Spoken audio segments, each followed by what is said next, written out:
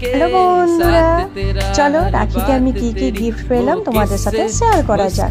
প্রথমেই দেখিয়ে দিই, অন্তু এই জামাটা দিয়েছে। দেখো সামনের দিকে এই ডিজাইনটা কি সুন্দর না, আর গোটা গাটা কি সুন্দর একটা প্রিন্ট, আর কালারটাও খুব মিষ্টি লাগছে, দারুণ লাগছিল এরকম একটা গিফট পেতে। তো তারপর পেয়ে গেছিলাম মান্টুদার কাছে একটা সেলিব্রেশন চকলেট খেতে তো আমার খুব ভালোই লাগে, তাই একটা চকলেট খেতে ভালোই লাগে।